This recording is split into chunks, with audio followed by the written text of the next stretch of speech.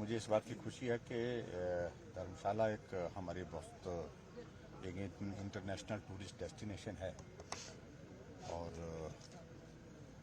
पूरे भारतवर्ष के सभी स्टेट मिनिस्टर्स का जो टूरिज्म डिपार्टमेंट के हैं उनकी एक कॉन्क्लेव यहाँ पर आयोजित हो रही है और उसके लिए केंद्रीय मंत्री जो हमारे किशन रेड्डी जी ने धर्मशाला को चुना है तो उसके लिए मैं उनका धन्यवाद भी करता हूँ और व्यक्तिगत रूप से भी चाह रहा था कि इस प्रकार की कोई एक्टिविटी यहाँ पर हो।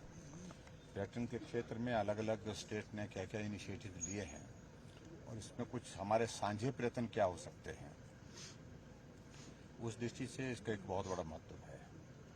और हम कल उसमें आज शाम को उसमें पार्टिसिपेट करने वाले हैं। कल तक ये कार्यक्रम चलेगा और हिमाचल में पर्यटन को बढ़ावा देना ये हमारी प्राथमिकता शुरू से रही है और उस दृष्टि से धर्मशाला में इसका आयोजन होना एक अच्छी बात है, मैं समझता हूँ। सर, राज्य स्तर की दृष्टि से बात की जाए तो काफी अहम जो है किरदार हिमाचल प्रदेश में हमने नए इनिशिएटिव लिए हैं टूरिज्म के क्षेत्र में। नई राहें, नई मंजिलें, एक स्कीम हमने लॉन्च की है जिसके अंतर्गत नई डेस्टिनेशन हम डेवलप कर रहे हैं। समय लगेगा उसमें और कोविड के कारण बीच में हम थोड़ा उस तरह से गति नहीं पकड़ पाए, लेकिन फिर उसके बावजूद हमने नई डेस्टिनेशन की शुरुआत की है हिमाचल प्रदेश में। और इसके अलावा जो टूरिस्ट बाहर से आए वो यहाँ के सौंदर्य को, यहाँ के पर्यावरण जो बहुत अच्छा है उस सारी चीज़ को देखते हुए ज़्यादा देर तक ठहर सके, इसके लिए भी कुछ प्लान्स किए हैं। और उस दृष्टि से मुझे इस बात की भी खुशी है कि धर्मशाला का हमारा जो रोपवे का प्रोजेक्ट बहुत लंबित था, लंबे समय से, और एक बार सिचुएशन बीच में ऐसी भी आ गई थी कि वो लग रहा था ऐसा कि भी होगा या नहीं होगा, इस पर भी प्रश्न खड़ा हो गया था। लेकिन हमने स्टेट गवर्नमेंट की ओर से, अपनी ओर से जो कोऑपरेशन उनको पूरी दी और उसके परिणाम स्वरूप जो है 207 करोड़ रुपए का धर्मशाला का हमारा रोपवे का प्रोजेक्ट जो है वो पूरा हुआ और आज वो चल रहा है। इसी तरह से हिमाचल प्रदेश में हम शिमला में भी आने वाले समय में जो है रोपवे को शुरू करने जा रहे हैं। टनल की शुरुआत हुई थी अंग्रेजों के बाद, पहली टनल शिमला में अगर कोई गवर्नमेंट के अंतर्गत बनी है, हमारी सरकार के अंतर्गत, वो हमारी सरकार ने बना करके तैयार किया और लगभग 2-3 महीने के अंदर वो बन करके जो है वो ट्रैफिक के लिए शुरू हो जाएगी।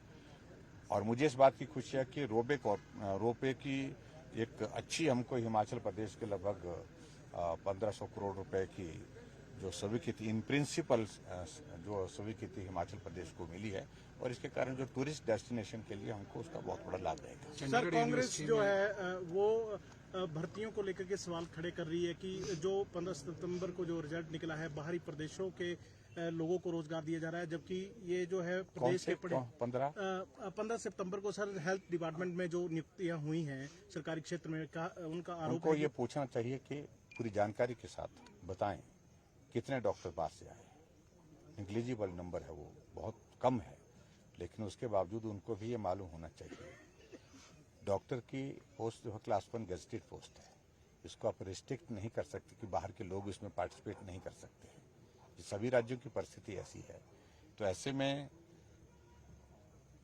जो हिमाचल के बच्चे जो इसमें रिटन एग्जाम के लिए गए थे उनका नंबर काफी बड़ा नंबर है और मुझे इस बात की खुशी है कि हिमाचल के बच्चे आगे बढ़ रहे हैं। पंजाब में एक यूनिवर्सिटी में एमएमएस का मामला आया है, हिमाचल में भी उसके लिंक जुड़े हैं, कुछ अपडेट इसमें?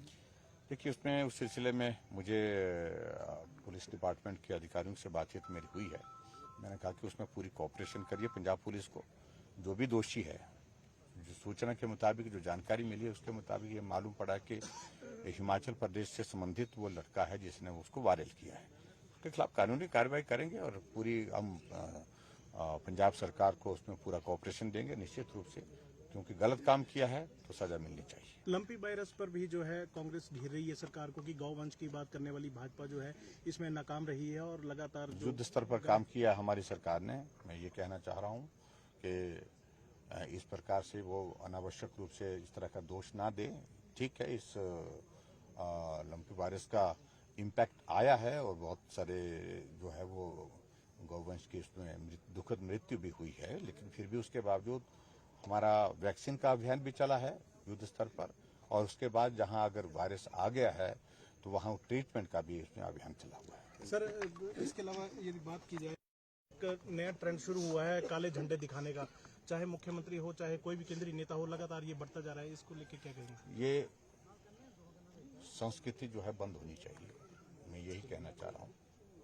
काले झंडे से किसी का भला नहीं हुआ, कोई पार्टी बड़ी नहीं हुई, कोई नेता बड़ा नहीं हुआ। और हिमाचल प्रदेश में अगर इस परंपरा को अगर विपक्ष बढ़ावा देगा तो मैं समझता हूँ कि वो उचित नहीं होगा, इसका भुगतान उनको भी करना पड़ेगा।